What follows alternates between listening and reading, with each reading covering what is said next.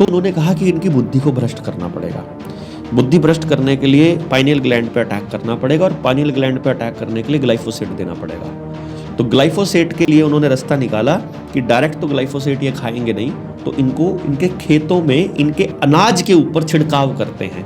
तो इन्होंने urea, pesticide, DAP इसके अंदर ग्लाइफोसेट मिक्स करना चालू किया और वो ग्लाइफोसेट आज तक आपके बच्चों को दे रहे हैं ताकि ये असल चीज से दूर चले जाएं। अब ये हाथ के कपड़े बने होते थे। फिर उन्होंने क्या कहा कि यार इन लोगों की बुद्धि खत्म करनी पड़ेगी तब तक, अदरवाइज तो ये हाथ पे बनाते रहेंगे। उस टाइम पर मैंने अपने घर में खड्डा देखा है। उस खड्डे के ऊपर छोटा मोटा तौलिया, दरी हम लोग अपने हाथ से बनाया करते थे। मतलब मेरी बुआ, दरी तो मेरे को भी याद है, आपको भी याद है ना, वो बनाया करते थे। तो दरी का कोई खर्चा नहीं है, छोटे मोटी चीज़ों वो ये भी हम लोग अपने हाथ से बना लिया करते थे और बहुत सारी चीज़ें हम अपने हाथ से बना लिया करते थे। सिलाई भी मैक्सिमम हाथ से कर लिया करते थे। तो उन्होंने कहा कि इनकी बुद्धि को भ्रष्ट करना पड़ेगा।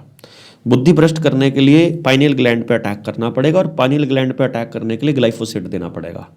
तो ग्लाइफोसेट के लिए उन्होंने रास्ता निकाला कि डायरेक्ट तो ग्लाइफोसेट ये खाएंगे नहीं, तो इनको इनके खेतों में इनके अनाज के ऊपर छिड़काव करते हैं। तो इन्होंने यूरिया, पेस्टिसाइड, डीएपी इसके अंदर ग्लाइफोसेट मिक्स करना चालू किया और वो ग्लाइफोसेट आज तक आपके बच्चों को दे रहे हैं ताकि ये असल चीज से दूर चले जाएं। और आपको जब ये कहेंगे कि भैया हाथ से कपड़ा बनाने में क्या है, बना बनाया ले लो ना, तो शुरू में वो आपको उतनी ही कीमत पे देंगे। यानी कि अब आप देखोगे ना गांव के अंदर जियो ने किया था, जैसे हाँ एग्जैक्टली उद्योगपति क्या सेटिंग करेगा, जैसे वो क्या करेगा कि आपको घर में भैंस रख के उसका दूध निकालने की कीमत कैलकुलेट करके दिखाएगा कि तुम जो निकाल रहे हो इसमें तुमको 100 रुपया किलो से भी कम ज्यादा लागत पड़ती है, लेकिन तुमको बाजार में 56 रुपये किलो मिल जाएगा, तो तुम बाजार से ले लो ना, क्या जरूरत पड़ी है खुद भैंस रखने की। इसी तरह से वो कपड़े के अंदर किया। हर घर के अंदर अपना मीठा होता था। भाई आपने जो है गन्ना लगा लिया, गन्ने से आपने कोलू कलेसर चल ही रहा है, 1 रुपया खर्चा हुए बिना आपका गुड़ निकल गया। अब गुड़ निकल गया और गुड़ शानदार तरीके से बिना किसी केमिकल का। तो अब उनको लगाने थे वहां पर अपने शुगर मिल, क्योंकि कैंसर भी देना है शुगर मिल के जरिए, चीनी के जरिए इनको रिफाइंड करके। तो अब अगर शुगर मिल लगाना है तो कलेसर बंद होने चाहिए। तो एनजीटी बना दिया उन्होंने, नेशनल ग्रीन ट्रिब्यूनल। उन्होंने कहा तुम्हारा जो कोलू है ना, इससे बहुत धुआं निकलता है, जैसे आजकल पराली जलाने से वो निकलता है ना, तो बोले कि तुमको ये कोहलू अगर तुम चलाओगे तो तुम्हारे ऊपर मुकदमा हो जाएगा क्योंकि तुम पर्यावरण प्रदूषण कर रहे हो। और हमारे लोगों ने सोचा सरकार का आदेश है तो मानना पड़ेगा, और वो कोहलू बंद करके मिल चला दिया। अब मैं आपको थोड़ी सी बात बताऊं कि गन्ने से मीठा बनाने में चाहे आप भट्टी चलाओ शुगर मिल की, चाहे आप चलाओ कोलू की, आपको उतनी ही ऊर्जा खर्च करनी पड़ेगी।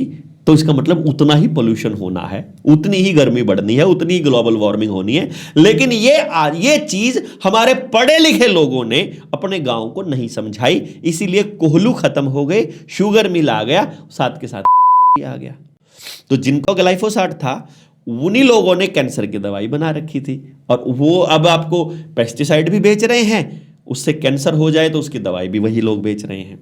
फिर उसके बाद उन्होंने कहा कि कुम्हार, इनके घर पे तो मिट्टी के बर्तन हैं, ये तो लोग कुम्हार के साथ इनकी सेटिंग है। अगर तो कोई भी एक्टर इस वीडियो का एड कर रहा तो कैंसर को बीप कर दे। नहीं, कोई जरूरी नहीं है, कुछ नहीं होता। और दूसरी बात मैं आपको बता रहा हूं कि जब उन्होंने ये आपके बर्तन बदलने थे, क्योंकि बर्तन में आपको एल्यूमिनियम देना है, एल्यूमिनियम हैवी मेटल है, आपकी वैक्सीन्स में भी दिया जाता है एल्यूमिनियम जिसकी बॉडी में जाएगा वो आदमी 50 के बाद में हार्ट अटैक होना भी तय है। इसलिए आपने देखा होगा जब पहले शुरुआत में जो गांव में जो बुजुर्ग थे उन्हीं को हार्ट अटैक होता था, और वो भी वही लोग थे जिन्होंने ग्लूकोज चढ़वाई हो या इंजेक्शन लगवाए हो बुखार में या किसी और चीज़ में। केवल इंजेक्शन लगवाए हुए लोगों को ही जल्दी हार्ट अटैक हुआ है। जो लोग डॉक्टर से बचे रहे वो आज भी 90-90, 100-100 साल के अभी जिंदा हैं, जो अभी तक डॉक्टर से बचे हुए हैं। यानी डॉक्टर असल में आपको बीमारी दे रहा है, वो आपका इलाज नहीं कर रहा है, जो एलोपैथी वाला है, इसको हम उल्लूपैथी बोलते हैं। इसलिए फिर आपको मैंने बताया अब उनको ये कुम्हार थे, ये खत्म करने थे। तो उन्होंने कहा कि भैया तुम्हारी जो भट्टी है कुम्हार वाली, ये बहुत ज़्यादा पोल्यूशन फैला रही है।